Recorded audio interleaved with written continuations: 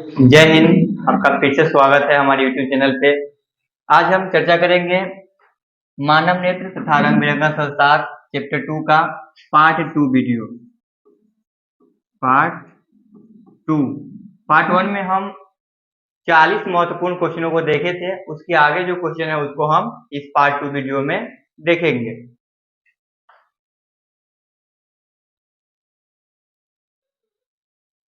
आगे क्वेश्चन है हमारा 43 नंबर।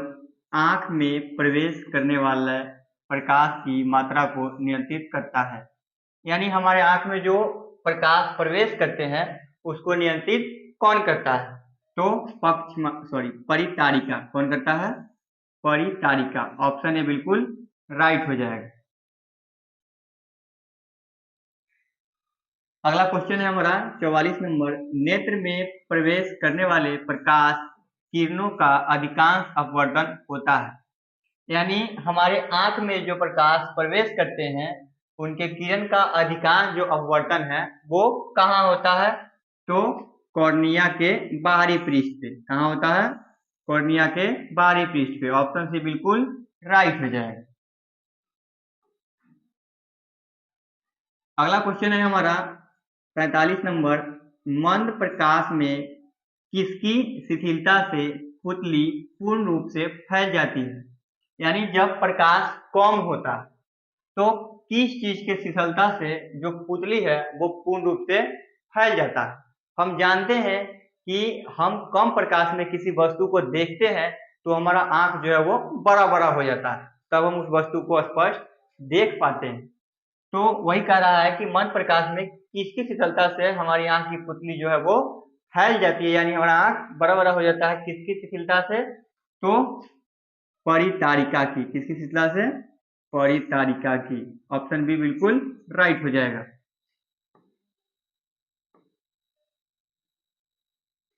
अगला क्वेश्चन है हमारा 46 यानी 46 नंबर। नेत्र गोलक के गोल होने पर देख पाते हैं। यानी हमारा आंख का जब गोलक जो है वो पूरा गोल होता है तब हम किस चीज को देख पाते हैं? तो निकट की वस्तुओं को देख पाते हैं। किस चीज को? निकट की वस्तुओं को देख पाते हैं। ऑप्शन ए बिल्कुल राइट हो जाएगा। अगला क्वेश्चन है हमारा 47 नंबर। वस्तु को हटा लेने के बाद भी नेत्र पटल पर प्रतिबिंब कितने सेकंड तक रहता है? यानी हम किसी चीज को देख रहे हैं और वस्तु हमारे आंख से अलग चल जाए, यानी हमारे आंख से बहुत दूर चला जाए, तो कितने सेकंड तक उस वस्तु का प्रतिबिंब हमारे आंख पे बना रहेगा? तो ये 1/10 सेकंड तक। कितने सेकंड तक? 1/10 सेकंड तक। ऑप्शन ए बिल्कुल राइट हो जाएगा। अगला क्वेश्चन है हमारा 48 नंबर। दृष्टि निर्बंध सिद्धांत का उपयोग कहाँ किया जाता है? तो दृष्टि निर्बंध सिद्धांत का उपयोग हम लोग चलचित्र प्रक्षेपण में करते हैं। कहाँ करते हैं? चलचित्र प्रक्षेपण में। ऑप्शन ए बिल्कुल राइट हो जाएगा। अगला क्वेश्चन है हमारा 49 नंबर। कॉर्निया के पीछे क्या है जो काले रंग की पेशियों का समुच्चय है? यानी हमारे आंख का जो भाग है कॉर्निया, उसके पीछे क्या है? आंख का कौन सा भाग है? तो परितारिका है। क्या है? परितारिका। ऑप्शन ए बिल्कुल राइट हो जाएगा। हमारे आंख के कॉर्निया के पीछे कौन सा भाग है? तो परितारिका। अगला क्वेश्चन है हमारा 50 नंबर। आयु में वृद्धि होने पर मानव नेत्र में समंजन क्षमता घट जाती है, यह दोष कहलाती है। यानी जब व्यक्ति का आयु बढ़ता है तो उनके आंख का जो समंजन क्षमता है वह घट जाता है, तो यह दोष क्या कहलाता है? तो जरा दृष्टि दोष। क्या कहलाता है? जरा दृष्टि दोष। ऑप्शन डी बिल्कुल राइट हो जाएगा। हम लोग कहते हैं कि जो बुजुर्ग है बेचारा, उनको आंख से देखने में दिक्कत होता है, यानी बुजुर्ग को कौन सी बीमारी हो जाती है? तो जरा दृष्टि दोष। क्यों होता है? तो उम्र अधिक होने के कारण उनकी आंख का जो समंजन क्षमता है वो घट जाता है। उनकी आंख की सिलियरी पेशियां, जिसको हम पक्षमापी पेशी बोलते हैं, वो ठीक से कार्य नहीं करती है, जिस कारण से उन्हें उनका आंख का समंजन क्षमता घट जाती है। तो बेचारे को क्या हो गया? जरा दृष्टि दोष। आसान है एकदम याद करने का तरीका। जरा दृष्टि दोष तो बेचारे को, यानी आयु बढ़ने के बाद वृद्ध लोगों को।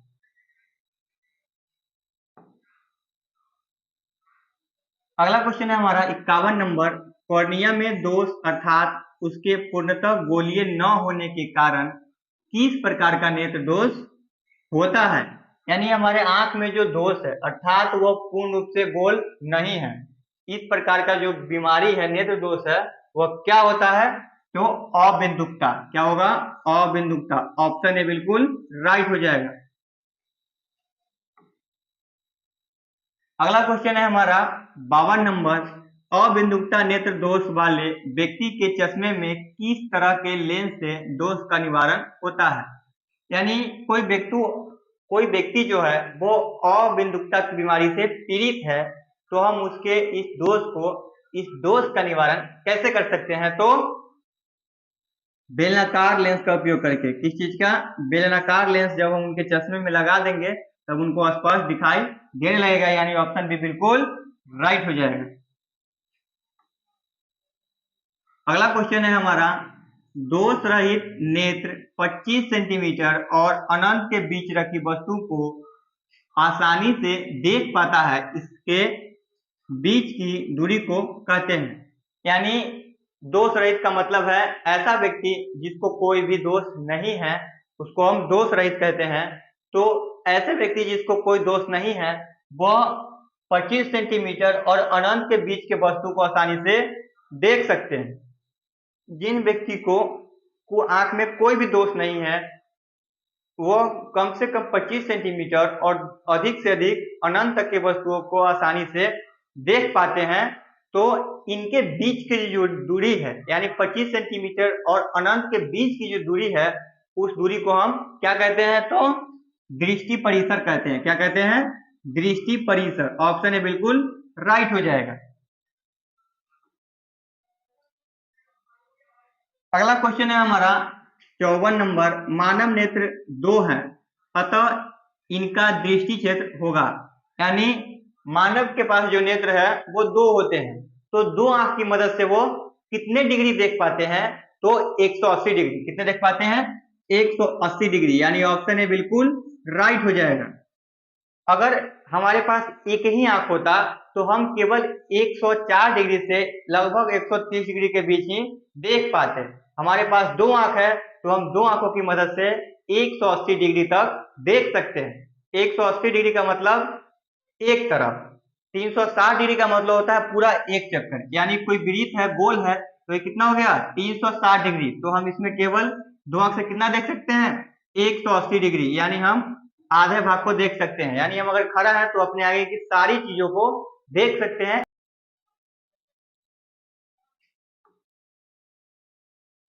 अगला क्वेश्चन है हमारा 55 नंबर। दूर दृष्टि वाली आंखें साफ साफ देख सकती है। यानी किसी व्यक्ति को दूर दृष्टि दोष है तो वो उसका जो आंख है वो साफ साफ देख सकता है कहाँ की वस्तुओं को, तो दूर की वस्तुओं को। जिस व्यक्ति को दूर दृष्टि दोष है वह दूर की वस्तुओं को साफ साफ देख सकते हैं, जबकि नजदीक की वस्तुओं को साफ साफ नहीं देख सकते हैं। तो ऑप्शन नंबर ए बिल्कुल राइट हो जाएगा। इसी तरह अगर बोले कि निकट दृष्टि दोष वाले व्यक्ति जो है वो देख सकते हैं साफ साफ कहाँ की वस्तुओं को, तो निकट की वस्तुओं को देख पाएंगे लेकिन दूर की वस्तुओं को नहीं देख पाएंगे।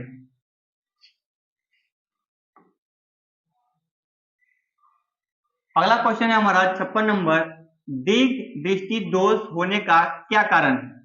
यानी क्या कारण है कि हमारे आंखों में दीर्घ दृष्टि दोष उत्पन्न हो जाता है, अर्थात हम नजदीक की वस्तुओं को साफ साफ नहीं देख पाते हैं। क्या कारण है कि हम नजदीक की वस्तुओं को साफ साफ नहीं देख पाते हैं, तो अभिनेत्र लेंस की फोकस दूरी का अधिक हो जाना। यानी जब हमारे आंख की लेंस की फोकस दूरी बढ़ जाता है तो हम नजदीक की वस्तुओं को साफ साफ नहीं देख पाते। अगला क्वेश्चन है हमारा 57 नंबर। अभिनेत्र लेंस की फोकस दूरी में परिवर्तन किया जाता है। यानी हमारे आंख की जो फोकस दूरी है उसमें हम परिवर्तन करते हैं किसके सहारा से, किसके कारण, तो पक्षमाभि द्वारा। किसके कारण, पक्षमाभि द्वारा। ऑप्शन सी बिल्कुल राइट हो जाएगा। पक्षमाभि के कारण ही हम लोग अपने आंख की जो फोकस दूरी है उसको कम या ज्यादा करते हैं। कम या ज्यादा करने से हमारा तात्पर्य है कि हम इसके कारण काफी दूर की वस्तुओं को भी देख लेते हैं और नजदीक की वस्तुओं को भी देख लेते हैं। अगला क्वेश्चन है हमारा 58 नंबर, रेटिना प्रकाश को परावर्तित करता है। यानी जो रेटिना है वो प्रकाश को किस रूप में परिवर्तित करता है, यानी बदल देता है, तो विद्युत सिग्नल के रूप में। किस रूप में? विद्युत सिग्नल के रूप में बदल देता है। ऑप्शन बी बिल्कुल राइट हो जाएगा। यानी हमारे आंख पे जो प्रकाश पड़ता है किसी वस्तु से टकराने के बाद, तो हमारा आंख उसको क्या करता है? विद्युत सिग्नल में बदल देता है। और यह सिग्नल जब हमारे मस्तिष्क तक पहुंचता है तब हमें किसी वस्तु को देखने की आभास होती है, तब वो वस्तु हमारे दिमाग में छपता है, तब हमें पता चलता है कि हमारे सामने कोई वस्तु है। जैसे मान लीजिए हम इस पेन को देख रहे हैं, तो इस पर प्रकाश पड़ने के बाद हमारे आंख द्वारा परावर्तित हो रहा है, और उस परावर्तित किरण को हमारा जो आंख है वह विद्युत सिग्नल में बदल करके दिमाग के पास भेज रहा है। तब हमारा दिमाग समझ रहा है कि जो हमारे आगे है वो वस्तु क्या है? पेंसिल।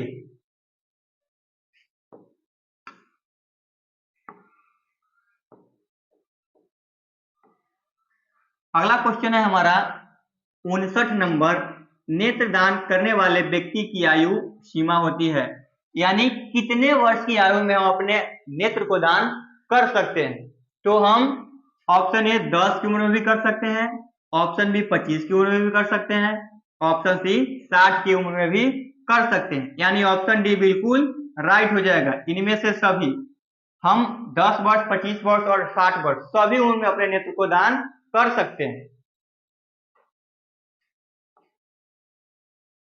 अगला क्वेश्चन है 60 नंबर, मृत्यु के पश्चात कितने घंटे के अंदर नेत्र निकाल लेना चाहिए? यानी जब किसी व्यक्ति का मृत्यु हो जाता है, अगर हमें उसका आंख निकालना है फिर से दोबारा यूज करने के लिए, तो कितने देर के अंदर निकालेंगे कि आंख वह सुरक्षित रहेगा? तो 4 से 6 घंटे के भीतर। कितने देर के अंदर? 4 से 6 घंटे के भीतर। यानी ऑप्शन भी बिल्कुल राइट हो जाएगा। एक मृत व्यक्ति का आंख अगर हम 4 से 6 घंटे के अंदर निकाल लेते हैं तो वो आंख का फिर हम दोबारा यूज कर सकते हैं, किसी और व्यक्ति को लगा सकते हैं।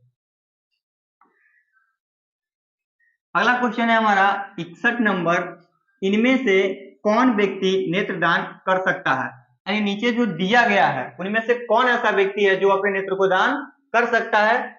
तो पहला ऑप्शन है संक्रामक रोग से पीड़ित। संक्रामक रोग से पीड़ित व्यक्ति कभी भी अपना नेत्रदान नहीं कर सकता है, क्योंकि उनके अंदर जो संक्रामक रोग है, बीमारी है, अगर उनका आंख जो लेगा उनको भी वो हो जाएगा, क्योंकि संक्रामक रोग एक व्यक्ति से दूसरे व्यक्ति में फैलता है।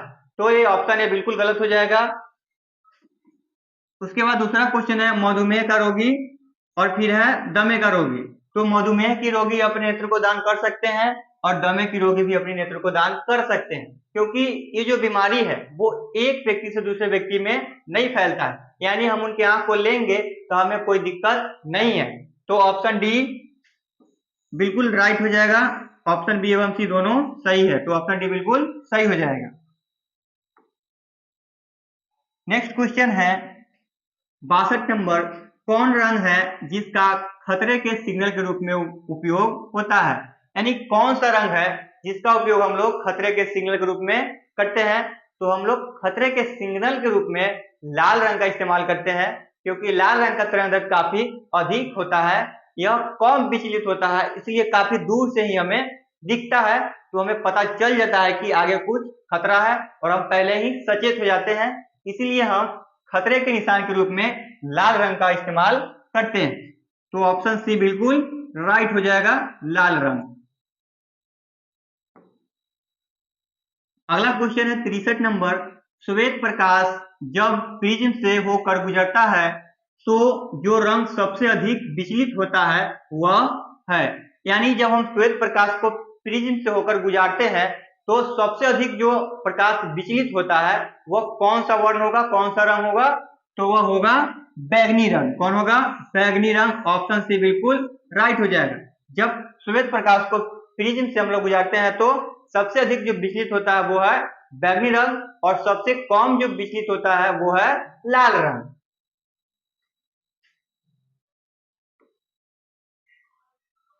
अगला क्वेश्चन है हमारा 64 नंबर, प्रकाश एक पतली झिल्ली से होकर नेत्र में प्रवेश करता है, इस झिल्ली को क्या कहते हैं? यानी कहते हैं, हम क्या कहते हैं? तो प्रकाश हमारे आंख में एक झिल्ली के मदद से पहुंचता है, उस झिल्ली को हम क्या कहते हैं? तो क्या कहेंगे? कॉर्निया कहेंगे। क्या कहेंगे? कॉर्निया। ऑप्शन बी बिल्कुल राइट हो जाएगा। प्रकाश हमारे आंख में कॉर्निया के माध्यम से होकर पहुंचता है, इसलिए ऑप्शन बी बिल्कुल राइट हो जाएगा। 65 नंबर क्वेश्चन है हमारा, प्रिज्म से होकर सूर्य का श्वेत प्रकाश गुजरने पर श्वेत प्रकाश 7 रंगों में विच्छेदित हो जाता है, इसमें लाल रंग के प्रकाश का विचलन क्या होता है? तो हम जानते हैं कि जब सूर्य की प्रकाश को किसी प्रिज्म से होकर गुजारा जाता है तो वो 7 रंगों में विभक्त हो जाता है। यह 7 रंग कौन कौन से हैं? तो इसको याद रखने का एकदम आसान फॉर्मूला है, बैजानी हॉपिनाला। क्या है? बैजानी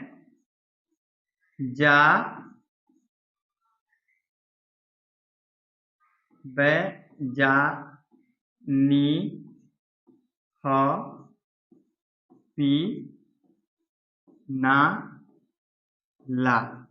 बै से क्या हो जाएगा?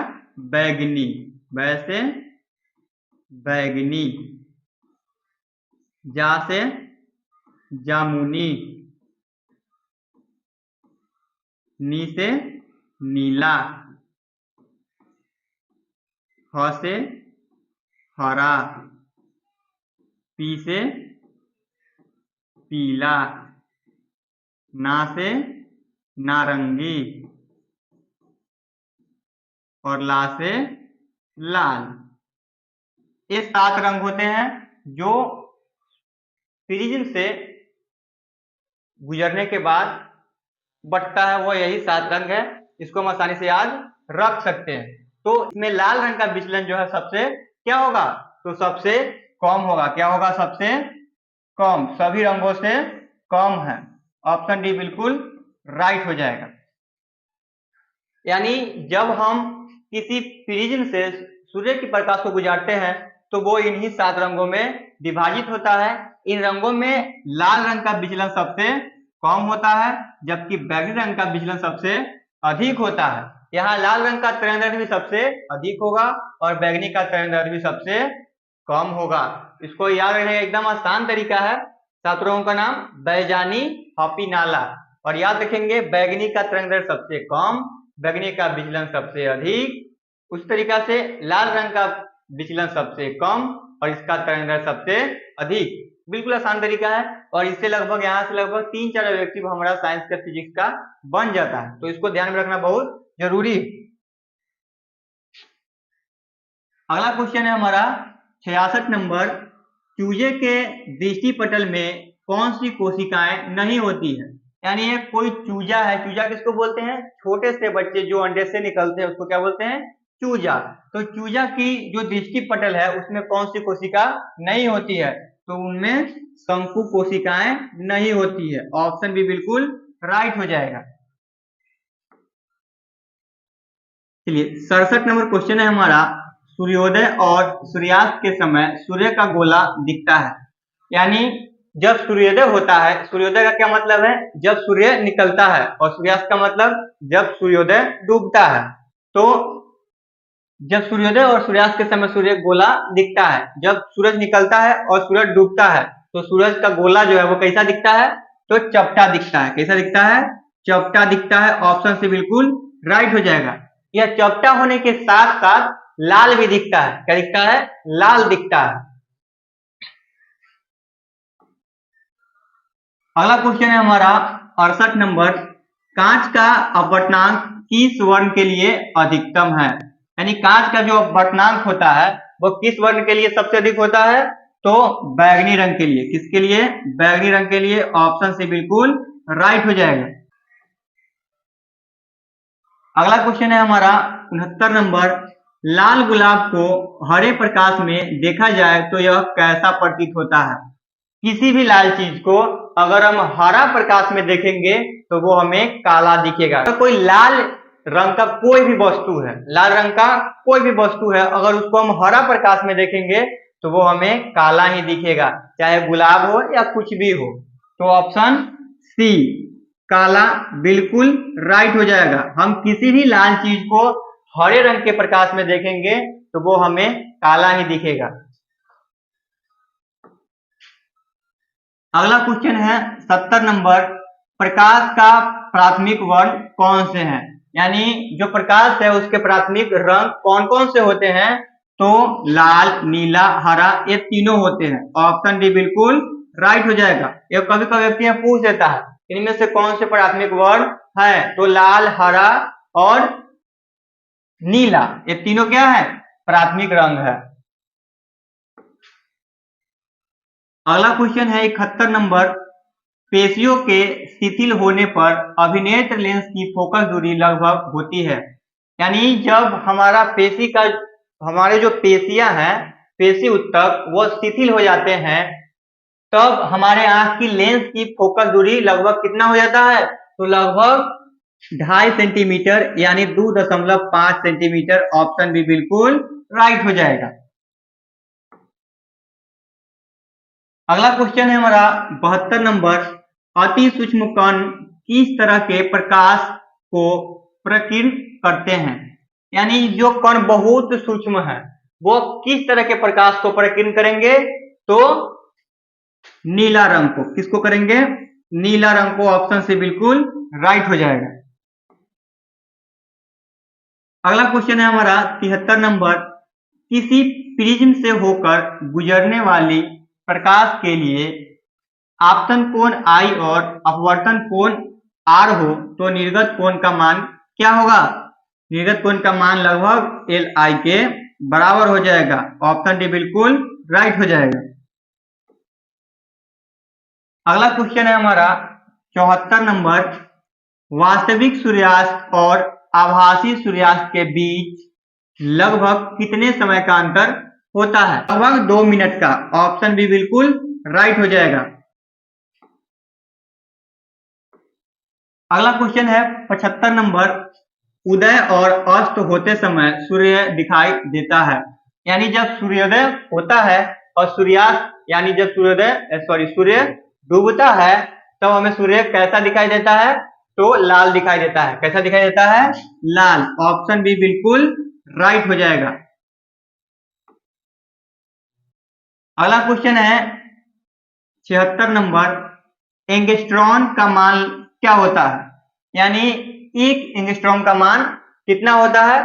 तो 10⁻⁻10 मीटर के बराबर होता है। ऑप्शन ए बिल्कुल राइट हो जाएगा।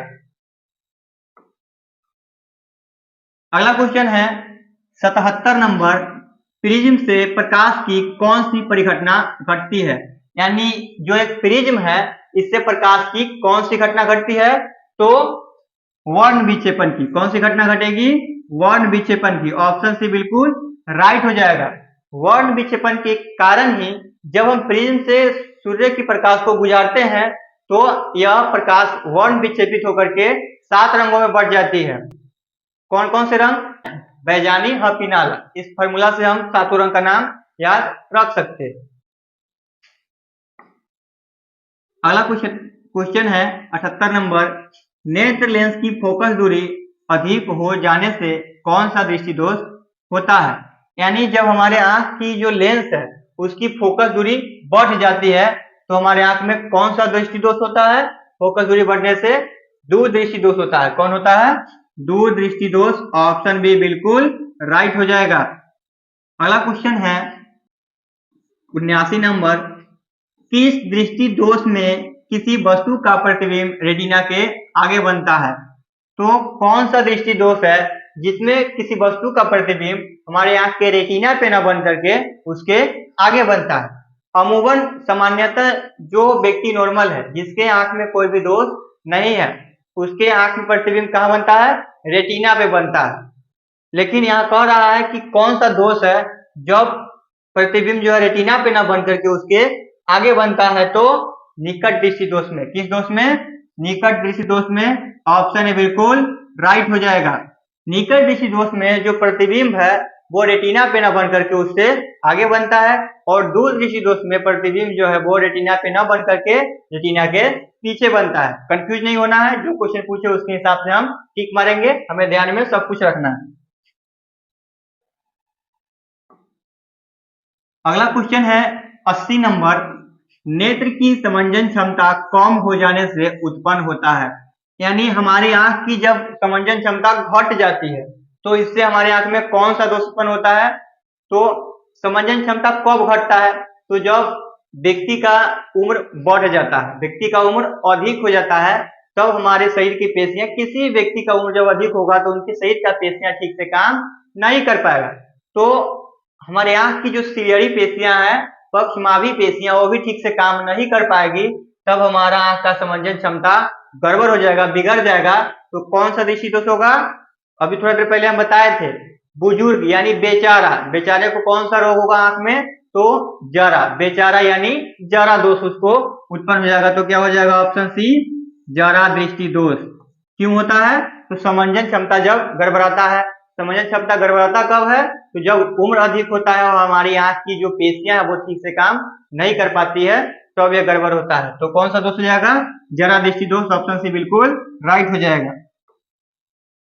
अगला क्वेश्चन है 81 नंबर, तारों के टिमटिमाते प्रतीत होने का कारण है। जब हम लोग रात को खुले आसमान में देखते हैं तो तारे हमें टिमटिमाते नजर आते हैं। ये तारे क्यों टिमटिमाते हैं? तो प्रकाश के अपवर्तन के कारण, यानी वायुमंडलीय अपवर्तन के कारण जो है ये जो तारे हैं वो टिमटिमाते नजर आते हैं। तो ऑप्शन ए बिल्कुल राइट हो जाएगा। खुली आसमान में तारे क्यों टिमटिमाते हैं? तो वायुमंडलीय अपवर्तन के कारण।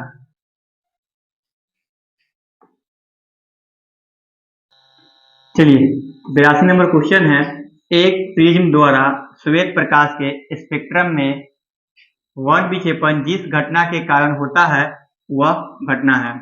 यानी जब किसी प्रिज्म से श्वेत प्रकाश के कण, यानी श्वेत प्रकाश जो सूर्य से प्रकाश निकलता है उसको गुजारते हैं, तो वह वर्ण विक्षेपण के कारण 7 रंगों में बढ़ जाता है। वह घटना कौन सी घटना होगा? तो अपवर्तन होगा। क्या होगा? अपवर्तन। ऑप्शन भी बिल्कुल राइट हो जाएगा।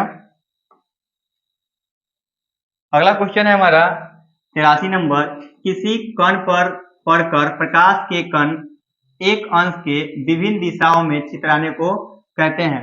यानी किसी कण पर पड़कर के प्रकाश के कण जो विभिन्न दिशाओं में फैल जाते हैं, तो इस फैलने की घटना को हम क्या कहते हैं? तो प्रकाश का प्रकीर्णन कहते हैं। क्या कहते हैं? प्रकाश का प्रकीर्णन। ऑप्शन डी बिल्कुल राइट हो जाएगा। अगला क्वेश्चन है और हमारा लास्ट क्वेश्चन है 84 नंबर, सूर्योदय और सूर्यास्त के समय सूर्य लाल दिखाई पड़ता है क्योंकि वायुमंडल के कण क्या होते हैं? नीले रंग को बहुत अधिक प्रकीर्णित कर देते हैं। क्या करते हैं? नीले रंग को बहुत प्रकीर्णित करते हैं, इसलिए जो हमारा सूर्य है वो सूर्यास्त और सूर्योदय के समय लाल दिखता है। तो ऑप्शन सी बिल्कुल राइट हो जाएगा। अगर आप लोगों को हमारा यह प्रयास अच्छा लगे तो आप लोग इसको लाइक, शेयर और कमेंट, सब्सक्राइब करना न भूलें।